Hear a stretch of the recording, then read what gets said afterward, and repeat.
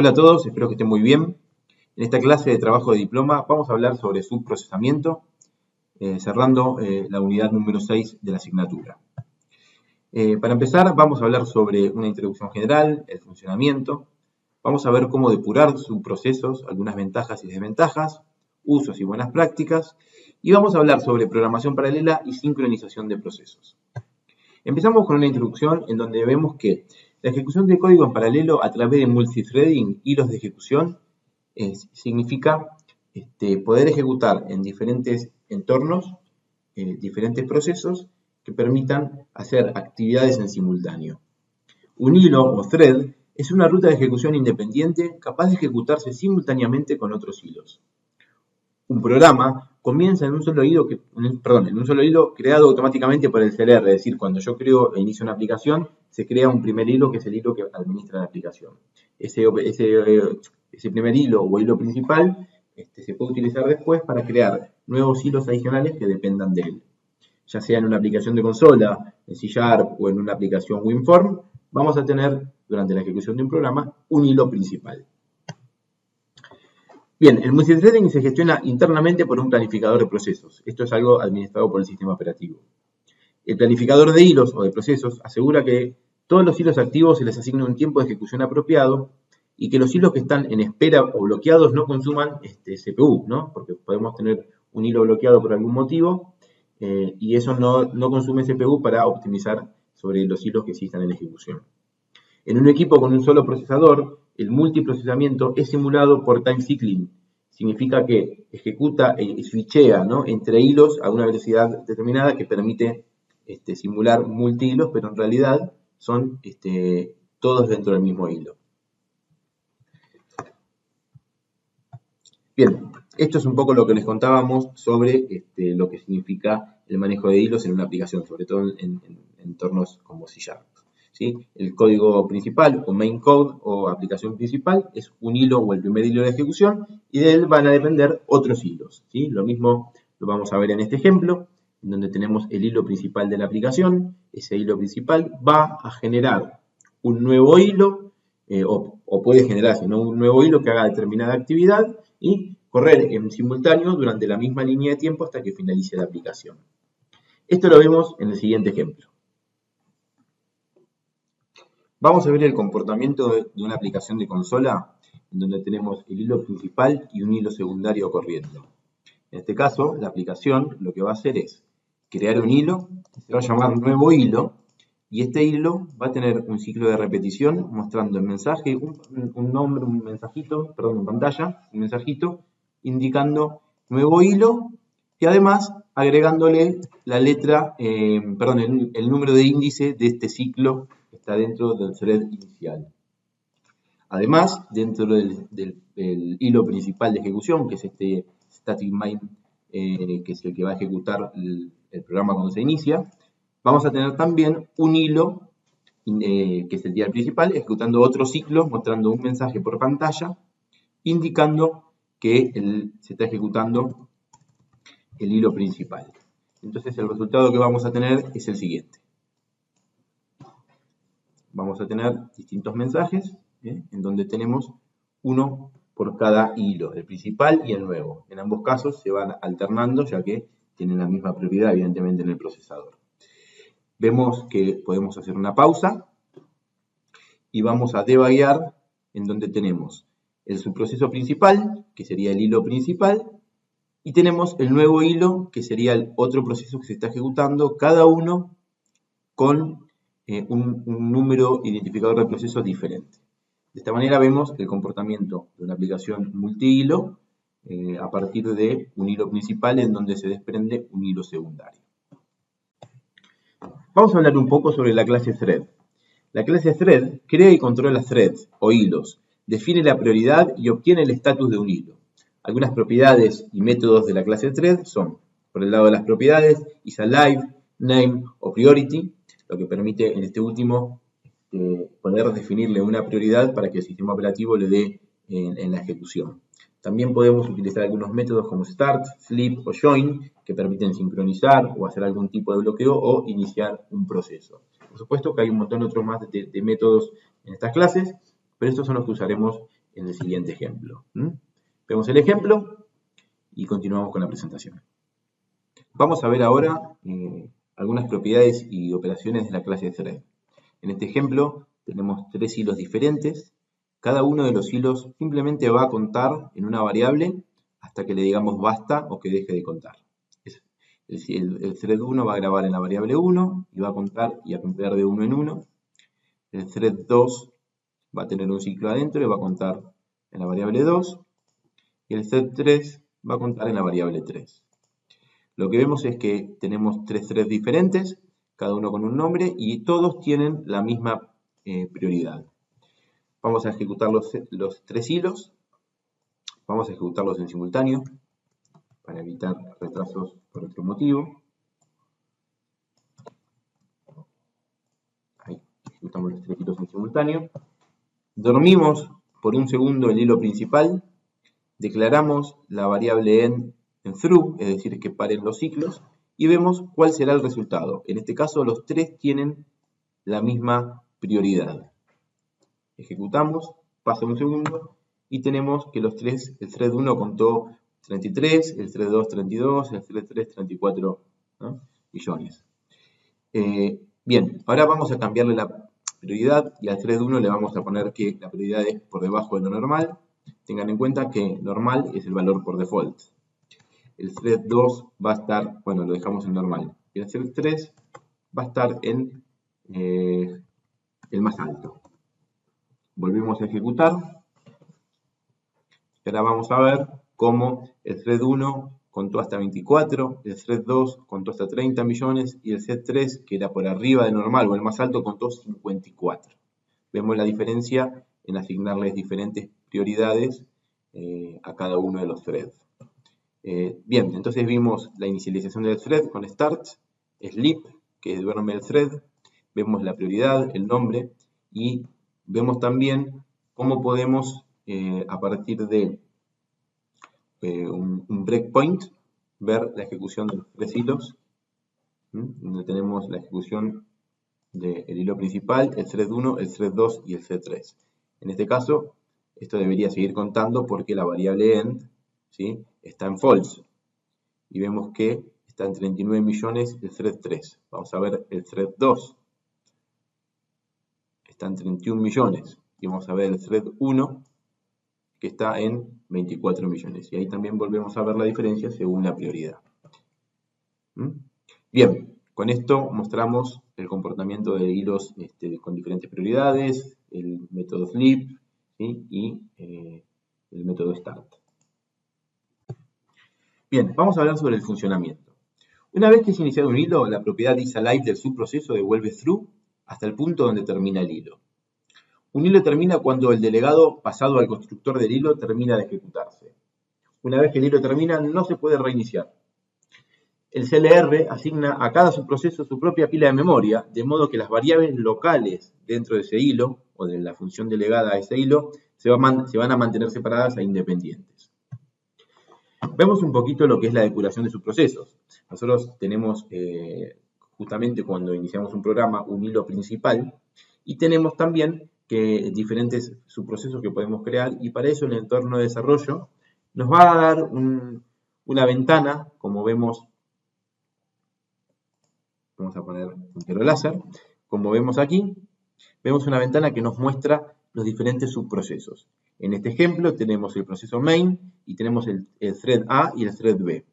El thread A y el thread B, con un nombre que le identificamos, están puestos dentro de la ventana de subprocesos en modo debug, que nos permitirán evaluar cada uno de estos procesos según lo que necesitemos. En este caso, está marcado que estamos en debug sobre el método TA, que sería, perdón, sobre el thread TA, que sería este que está acá. Como vemos, esta es la sintaxis. Creamos un objeto de tipo thread, instanciamos un thread y le delegamos una función, ¿sí? Luego le podemos poner un nombre y lo iniciamos. De esta manera vamos a tener un método, un hilo principal, que es el main, y dentro de ese hilo principal van a colgar 2 subprocesos. Lo vemos en el siguiente ejemplo. Veamos cómo funciona la depuración de subprocesos. En este ejemplo tenemos 2 subprocesos, el thread A y el thread B, Cada uno de ellos tiene un ciclo interno de 0 a menos de 10.000. El primero va a imprimir en pantalla ítem A y el número de índice. Y el segundo va a imprimir en pantalla ítem B y el número de índice. Pero en este caso, el ítem B o el thread B va a ir de 2 en 2. El resultado inicial de la ejecución es la siguiente. Vamos a ir viendo en pantalla, ¿sí?, cada uno de los ítems y veremos cómo evolucionan diferente. Lo que podemos hacer nosotros es pausar la ejecución y dentro de la ventana subprocesos vamos a ver que están los tres. El subproceso inicial, que es el thread estático que da inicio al programa, y tenemos thread A y thread B.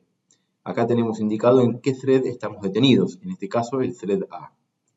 Podemos switchar o cambiar de thread, ir al B, y ahora nos muestra el thread B en el estado que tenemos en cada caso. En el thread B, el valor I está en 236. En el thread A, el valor I, en este caso, se confunde porque estamos haciendo referencia al mismo nombre de variable. Pero si nos cambiamos al thread A, vamos a ver que I está en 118. Esto es porque el thread A va de 2 en 2, el thread B va de 2 en 2 y el thread I va de 1 en 1. Entonces, de esta manera podemos debuguear exactamente qué es lo que sucede en cada uno de los threads. Estamos debugueando el thread A, punto a punto. Podemos ir al B, en este caso I está en 304, y seguir debugueando el thread B. Y de esta manera, estamos en 308 en este caso, y seguimos. 312. Podemos cambiar de vuelta al thread A, que está en 147, y seguir debugueando. O volver al thread inicial, que ya dice que el proceso terminó debido a que la ejecución terminó en primer plano. De esta manera vimos cómo se puede depurar una aplicación con multihilos o con multiproceso. Vamos a seguir hablando sobre ventajas y desventajas del uso de hilos. El uso de multihilos para programar aplicaciones tiene algunas ventajas y desventajas con respecto a aplicaciones que utilizan un solo hilo. Como ventajas, podemos utilizar la capacidad completa del procesador, sobre todo en procesadores modernos con muchos núcleos. Permiten crear aplicaciones que funcionen más rápido, ya que la funcionalidad requerida a veces puede ser ejecutada en paralelo. Permite crear aplicaciones en donde el orden de ejecución es controlado estrictamente. Incluso podemos realizar operaciones asincrónicas que nos permitan esperar datos que están ejecutándose en un servidor remoto y poder seguir con el comportamiento y liberando, ¿no?, el uso de las interfaces. Esto también es una desventaja, ya que esto hace que las operaciones sean, que la programación incluso sea mucho más complicada y que requiera un diseño cuidadoso y pruebas más estrictas, y esto deviene en programadores más experimentados. Algunos usos y buenas prácticas, por ejemplo, en la interfaz usuario, mediante la ejecución de tareas que consuman tiempo de un hilo de trabajo paralelo, el hilo principal, en donde está ejecutándose la interfaz de usuario, puede continuar con el procesamiento de eventos de teclados y mouse, por ejemplo, ¿no? Esto significa que, como contábamos anteriormente, podemos enviar una solicitud a un servidor remoto a partir de esta respuesta, seguir esperando la respuesta, pero seguir haciendo cosas dentro de la aplicación sin tener toda la interfaz bloqueada esperando justamente la respuesta. Algunas operaciones asincrónicas, ¿sí? El multithreading es útil cuando el thread está esperando una respuesta de otro equipo o pieza de hardware. Cuando este thread se bloquea, podemos tener una operación esperando la respuesta y podemos seguir continuando con la ejecución sin sobrecargar a la computadora. También hablamos de lo que es programación paralela, en donde en ciertas aplicaciones donde se realizan cálculos intensivos, estos cálculos pueden ejecutarse mucho más rápido, ¿no?, a partir de este concepto de programación paralela, basándose en esta estrategia de divide y vencerás. Hablando sobre todo cuando hacemos interoperabilidad con servidores remotos, a veces podemos diseñar un servidor. Este servidor va a recibir solicitudes de un cliente y lo importante es que estos clientes reciban respuestas en paralelo, ¿no? Si yo tengo un servidor que tiene un solo hilo de ejecución y tengo 1000 clientes que lo consumen, tendré una cola de 1000 clientes esperando que cada cliente obtenga su respuesta. Por lo tanto, a veces en el diseño de servidores y demás es importante tener que las solicitudes puedan procesarse en paralelo. Esto es útil y realmente hace que las aplicaciones sean mucho más desde el punto de la usabilidad, sobre todo en aplicaciones de desktop, y desde el punto de vista de la performance, incluso sobre todo en aplicaciones web. Esto es un poco una alternativa ante una demanda continua, ¿no? Cuando necesitamos mucho poder computacional, cuando necesitamos uso concurrente, ¿no?, de varios procesadores y lograr resolver de manera más rápida lo que se puede resolver aunque sea con un solo procesador. Fíjense que acá tenemos un stack de 3 operaciones en donde el método A tarda 5 milisegundos, el método B tarda 10 milisegundos y el método C tarda 5 milisegundos adicionales. Si nosotros lo ejecutamos en un solo hilo, aunque tengamos, ¿no?, múltiples procesadores, vamos a tardar 20 milisegundos. Si la ejecución la hacemos en paralelo, vamos a tardar lo que tarda el proceso más rápido, que son 10 milisegundos. Algunas opciones que también tenemos es el uso de la clase Parallel. La clase Parallel es una abstracción que nos permite ejecutar ciclos for y for each en paralelo, de manera muy configurable. Vamos a ver un ejemplo del uso de la clase Parallel y de programación paralela. Vamos a ver un ejemplo de la clase Parallel. En este ejemplo lo que vamos a mostrar es un ciclo for dentro del thread principal, en donde lo que simplemente vamos a hacer es dormir el thread por un tiempo determinado y contar en cantidad de ticks cuánto es lo que tardó ese ciclo en ejecutarse. Vamos a ver que el ciclo va de 0 a 999, ¿sí?, y se duerme durante 10 milisegundos. Después de esto, vamos a mostrar en pantalla el resultado y vamos a hacer lo mismo, pero utilizando el ciclo for de la clase Parallel. Lo que vemos es que la clase Parallel tiene una función for, en donde indicamos los límites del ciclo, y le definimos como opción, a partir de la clase ParallelOption, el máximo grado de paralelismo. En este caso, lo vamos a definir en una variable que tiene inicialmente el valor 1. Y luego, con una expresión lambda, vamos a delegar la función que va a representar lo mismo que representó el ciclo anterior, dormir el ciclo por un tiempo determinado. Vamos a contar el principio, vamos a contar el final y luego vamos a mostrar en pantalla cuánto tiempo es lo que tardó a partir de el grado de paralelismo definido. En este ejemplo, en primer lugar, ambos ciclos tienen un único nivel de paralelismo. El ciclo principal se ejecuta en un hilo y luego el otro ciclo a partir de la clase Parallel se utiliza también con un grado de paralelismo 1 que sería representando exactamente lo mismo. Vamos a ejecutar, vamos a esperar el tiempo que corresponde y vamos a ver en pantalla cuál es el resultado de la ejecución de los dos ciclos en esta primera prueba.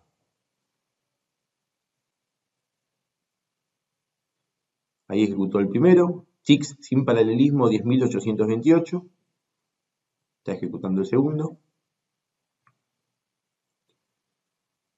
Ticks con paralelismo 10.734. Como vemos, es casi la misma cantidad de ticks y esto representa que, bueno, el ciclo paralel en este caso no está siendo optimizado. Vamos a volver a ejecutar lo mismo, pero le vamos a cambiar el grado de paralelismo de 1 a 2. Por lo tanto, el primer ciclo va a ejecutarse en un nivel de paralelismo, que sería principal, y el segundo ciclo a partir de la clase Parallel se va a ejecutar con un grado 2. Vamos a iniciar. Esperamos el tiempo de cada uno de los ciclos. Vemos que el primero se ejecutó en la misma cantidad de ticks, muy aproximada, 10.797. Y el segundo ciclo ya bajó a 5.375. Fíjense cómo cambiándole el grado de paralelismo obtuvimos un montón, el doble, ¿no?, de rendimiento, la mitad del rendimiento. A partir de esto vemos cómo se optimiza, ¿sí?, la ejecución de un ciclo. La última prueba es a partir del grado paralelismo 3. Tengan en cuenta que llega un momento en que la cantidad de ciclos en paralelo que se ejecutan no sobrepasa el rendimiento del procesador, por lo tanto no podría optimizarse más. Vamos a ejecutar esto con un grado de paralelismo 3. Esperamos el tiempo del primer ciclo.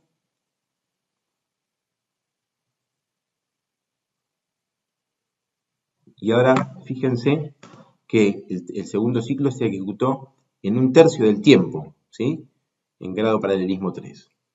Vamos a subirlo al grado de paralelismo 4. Vamos a comentar el primer ciclo, para simplemente optimizar la prueba. Ya sabemos que el primer ciclo se ejecutó en 10.000, ¿sí? Ahora lo comentamos. Fíjense, el segundo ciclo de 3.000 pasó a 2.700 con grado de paralelismo 4.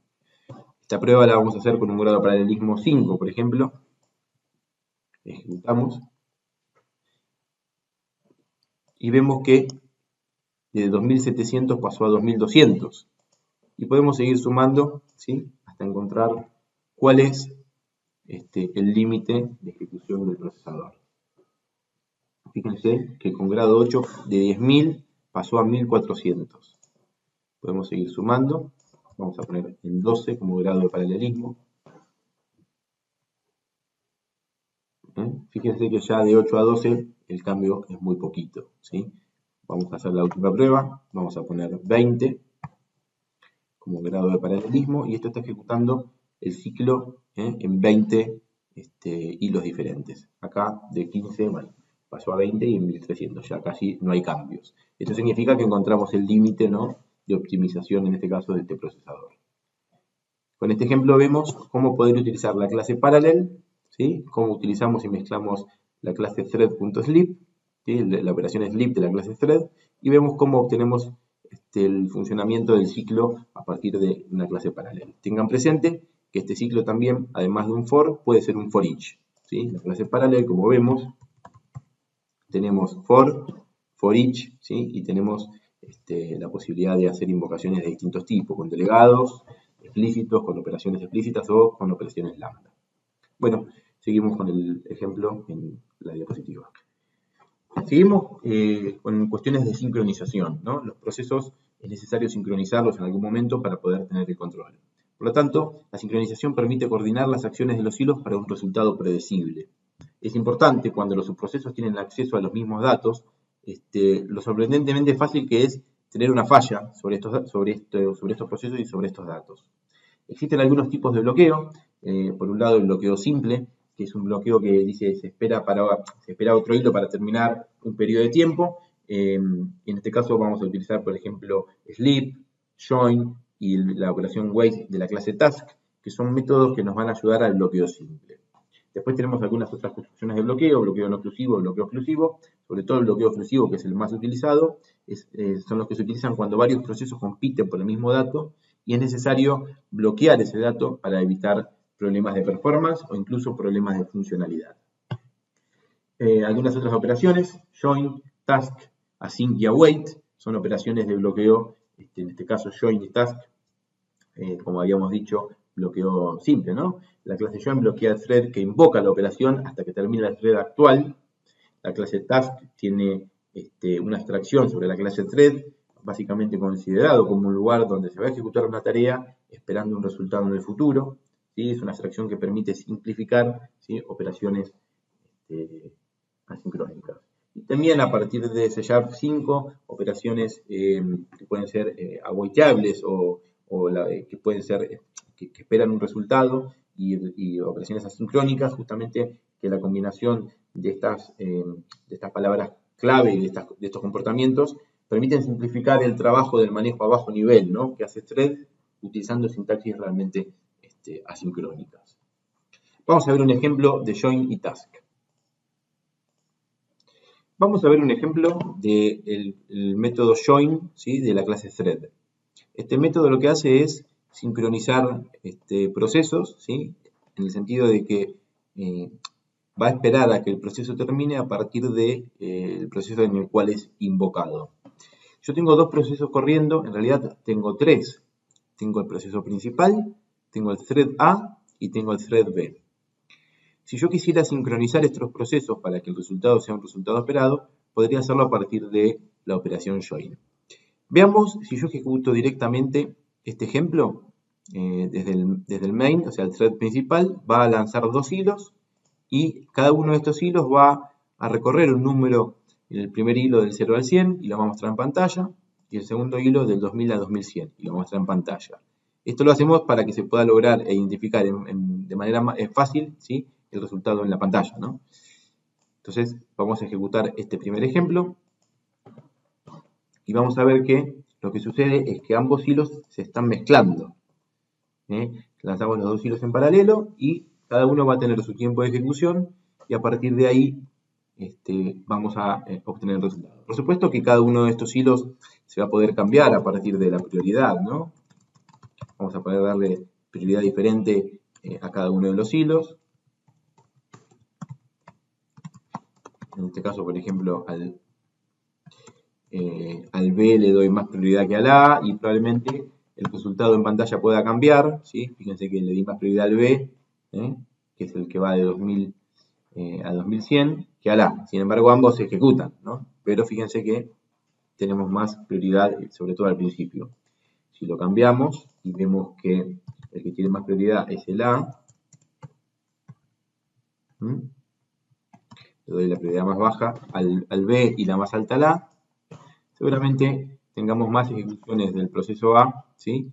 Fíjense, tenemos muchas más consecutivas del proceso A que del B. ¿Ven? Acá se nota la diferencia.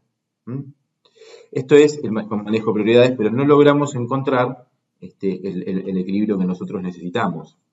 Vamos a dejar los dos con prioridad normal y vamos a tratar de sincronizarlos.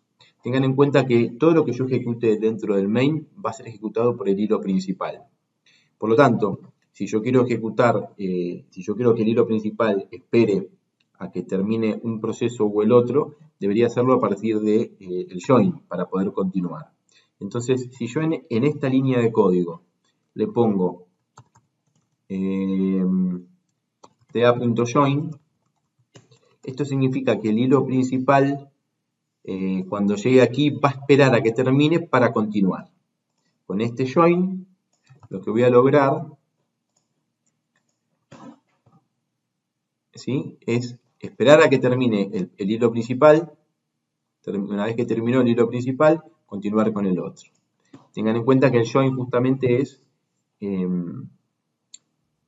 para sincronizar, y lo que va a hacer es el proceso que ejecuta esta operación, esperar a que termine el proceso justamente de la operación. No es lo mismo poner el join acá que ponerlo acá, porque en este caso ya ejecutó el otro proceso y lo va a esperar. Distinto o lo mismo es si yo invierto el orden, ¿sí? Invierto el orden y yo defino que quiero esperar al proceso B. Espero al proceso B para continuar. Y ahí lo primero que vamos a tener es el proceso B y después el proceso A. Bien, con esto mostramos el ejemplo del uso del join y cómo sincronizar procesos a partir de un proceso principal. Por último, vamos a ver un ejemplo del uso de task y el sincronismo de este tipo de objetos. Como vimos, task es una abstracción de la clase thread que permite simplificar algunas tareas que son un poco tediosas, sobre todo en la parte de sincronización y de control, ¿no? En este caso vamos a crear dos tareas. Cada una de estas tareas tiene un método delegado y lo que vamos a hacer es construir un abecedario de manera asincrónica. Lo que vemos es que tenemos dos métodos, el método A y el método B. Cada uno de estos métodos lo que va a hacer es convertir un valor de un número que va del 1 al 65, lo va a convertir en el carácter que corresponde del abecedario, ¿sí? Utilizando el alfabeto ASCII, digamos, es decir, las letras ASCII. Esto significa que con este método convert_to_char, si yo le doy un número 65, me va a devolver la letra que corresponde en ASCII a ese número. Y además le va a concatenar, ¿sí?, el ID del thread que lo crea. Así que ambos threads hacen lo mismo. Recorren un ciclo, calculan qué letra le toca escribir y la escribe, ¿sí? A partir de estos dos métodos que son iguales, a partir de un flag y todo, para poder hacerlo de una a la vez, vemos cómo creamos las dos tareas y lo que va a suceder es esto. Vamos a crear el abecedario y nos va a indicar qué thread lo creó. Nosotros lo que hicimos acá fue utilizar un flag para hacerlo sincrónico. Como vieron, volvemos a ejecutar, ¿sí? De a uno a la vez. Esto significa que, según a quien le toque, lo iba a poder ejecutar. Probablemente, si le sacamos el flag a esta operación, ¿sí? Y le sacamos el flag a esta operación,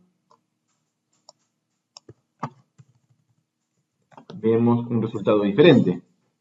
¿Mm? Bueno, en este caso quedó igual. Si no fue necesario, no obtuvo diferencias. ¿Sí? Vamos a quitar el flag de todos lados para que quede. ¿Sí? Y acá lo que hicimos fue escribir un diccionario de manera paralela en la pantalla. ¿Mm? Bien. Fíjense cómo ya es sincrónico. Como vimos anteriormente, ya es sincrónico y justamente tiene que ver. Vamos a quitar toda la lógica esta. Vamos a quitar toda la lógica y vamos a dejar solamente la impresión en la pantalla, a ver si podemos cambiar el sincronismo. Bien.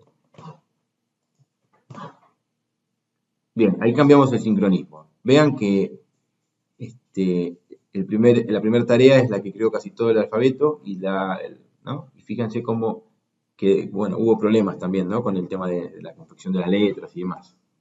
Entonces, vemos que es un poco más sencillo administrar, ¿no? El uso y la definición de multiprocesos y sobre todo de manejar el sincronismo. Después vemos que cada uno de estos ciclos va a recorrer, va a confeccionar el abecedario, ¿sí? Y lo que va a ir haciendo es imprimiendo en la pantalla uno a uno, ¿sí? Como si es par o impar, y que el método B va a imprimir los pares y el método B los impares, ¿no? Y el método A los impares. De esta manera, vemos la ejecución de las dos tareas, las iniciamos, ¿sí? Y vemos que tenemos un mensaje en pantalla que es presione cualquier tecla para salir. Fíjense que primero iniciamos las tareas y después mostramos el mensaje. Con esto vemos que el mensaje está primero y las letras después, ¿no? Esto significa que continúa la ejecución del hilo principal, se iniciaron las tareas, fueron asincrónicas y después de esto, una vez que se iniciaron las tareas, se lanzaron los hilos y como son asincrónicas, continúa la ejecución del hilo principal. Lo que nos permite hacer la clase task de manera sencilla, por ejemplo, es sincronizarlas, ¿no? Yo puedo sincronizar todas las tareas que yo le devuelva en un array. Fíjense que yo acá estoy construyendo un array de task y va a esperar a que terminen todas estas tareas para continuar. Ejecutamos y ahora vemos que termina la ejecución de las tareas y después, recién después, continúa y termina con el hilo principal. Es un poco más sencillo sincronizar porque incluso permite esperar un conjunto grande de tareas, esperamos procesos diferentes y cuando se completen esos procesos podemos continuar. Por último, nos queda ver un ejemplo del concepto de bloqueos. Vamos a ver ahora un ejemplo de bloqueo de procesos. En este caso, vamos a utilizar el patrón singleton, en donde veremos cómo a partir de un entorno multihilo deberíamos lograr el bloqueo para evitar que se generen más de una instancia en simultáneo o al mismo tiempo. Recuerden la implementación del patrón singleton. Este patrón lo que hace es administrar una única instancia de un objeto accedida desde cualquier entorno o de cualquier punto de la aplicación.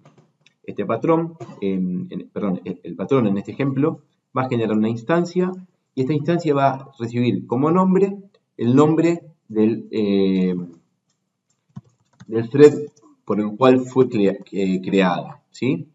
Vemos primero que tenemos 3 hilos creados, los 3 con prioridad normal, y vemos que cada uno lo que hace es mostrar en pantalla el nombre de la instancia, ¿sí? Accedemos a la instancia y la mostramos.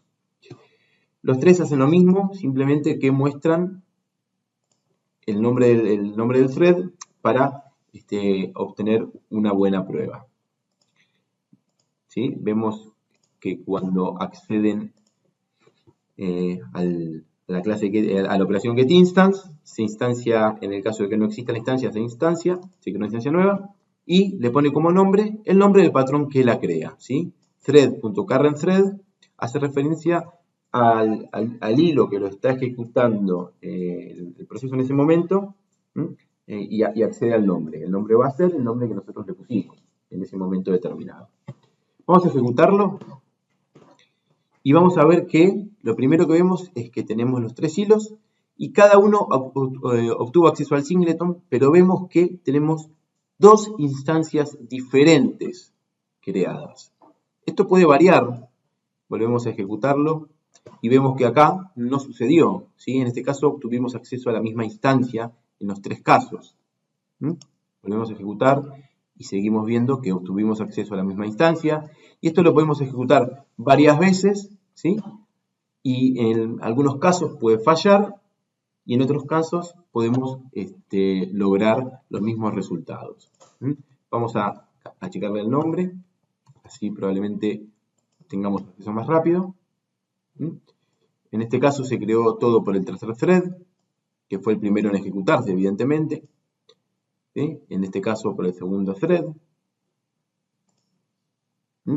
Y acá vemos que obtuvimos 3 instancias diferentes. Observen esto, ¿no? Esto significó que, y demuestra que el singleton no es seguro, ¿no?, en entornos multihilos. Para esto lo que tenemos que hacer es bloquear, ¿sí? Bloquear la creación de la instancia y hacer un bloqueo que nos permita asegurarnos, ¿sí?, que siempre será a partir del mismo objeto. Para bloquear vamos a utilizar un bloqueo exclusivo.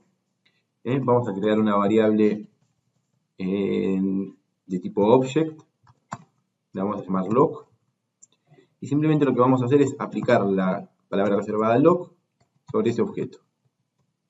Y vamos a poner dentro de ese bloqueo, esto debería ser estático, sobre este bloqueo vamos a poner adentro la instanciación. Entonces vamos a ejecutar. El valor no puede ser nulo. Esto es cierto. New object. Ahí. Ahora sí, paramos. Ejecutamos. Y ahí nos aseguramos de que siempre se cree el singleton, la instancia del singleton, con el mismo thread. Vemos de vuelta que acá sí, ya estamos seguros de que no hay posibilidad de que falle, porque el lock está haciendo un bloqueo exclusivo de este fragmento de código, evitando que diferentes hilos puedan competir. Si volvemos a ejecutar esto, ya vemos que en la primera ejecución solamente obtuvimos 2 instancias de singleton diferentes. ¿Vale? La dejamos como estaba y vemos que siempre obtenemos la misma instancia. Con esto queda demostrado con un ejemplo, por un lado, el uso del singleton en entornos multihilo y por otro lado, el concepto de bloqueo y cómo realizar un bloqueo exclusivo, en este caso, para lograr bloquear un fragmento de código y no obtener resultados indeseados. Recuerden que los procesos compiten por el acceso a un recurso. Un proceso tendrá más velocidad que otro, por lo tanto, puede iniciarlo primero o puede iniciarlo después según lo que defina el planificador de procesos. ¿Sí? También podemos hacer la prueba de darle prioridad. ¿Sí? Vamos a darle prioridad alta al thread 3 y prioridad baja. A ver si con esto cambia el resultado. Entiendo que no debería cambiar el resultado, pero le va a dar más prioridad, le va a dar más tiempo de procesamiento al thread 3. Por lo tanto, bueno, ahí obtuvimos que lo creó el thread 3. Vamos a ver, thread 1, ¿ven? Acá no cambia. Lo que sí es probable que cambie es si yo le defino adentro del thread un sleep. ¿Sí? Vamos a darle un sleep de 100 a cada uno.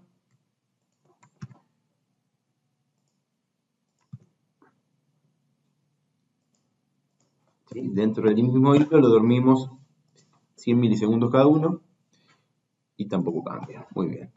Bueno, esto demuestra que el uso de la prioridad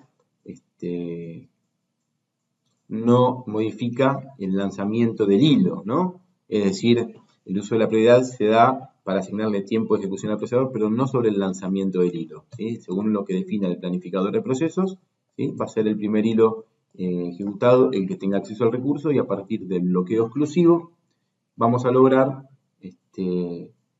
obtener siempre la misma instancia.